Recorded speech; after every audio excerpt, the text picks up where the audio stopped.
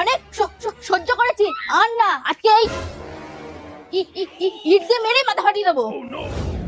বৌদি, বৌদি, মা তুই এসেছিস?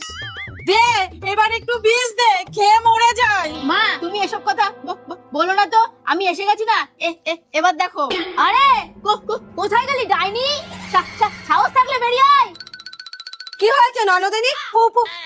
পুরোনো ব্যাটারির মতো ফুলে উঠছে কেন? তুমি কি ভেবেছো মায়ের উপরে অত্যাচার করবে আর কেউ কিছু বলবে না? অত্যাচার? দেখ দেখ, এখন কিছুই জানে না। তুমি যদি ফোন নেওয়াটাকে অত্যাচার বলো তাহলে আমার কিছু করার নেই। মায়ের ফোন তুমি নেবা কেন? শুনবা তাহলে? শোনো, পরশুদিন। আপনি যাবেন তো? না, তবে এই ব্যাগটা যাবে। ও আচ্ছা, ওটিপি বলুন। 0974। ও আচ্ছা, পেমেন্ট হয়ে গেছে। আপনি তো ঠিকানা লিখেছেন ধরধরে গোবিন্দপুর, ওখানে ব্যাগটা কাকে দিতে হবে? পাশেই দেখবেন নোংরা ফেলার জায়গা আছে, ওইখানে ফেলে দেবেন। দূর, পাগল নাকি? দাঁড়াও, অবাক হবার আরো আছে।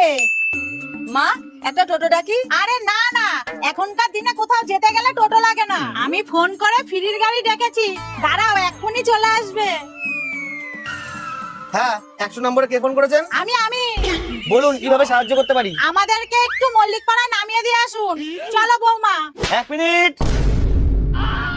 তুমি জানো কতগুলো সই করার পরে আমাদের থানা থেকে ছেড়েছে? कैसे कैसे लोग रहते हैं यार यहाँ पर।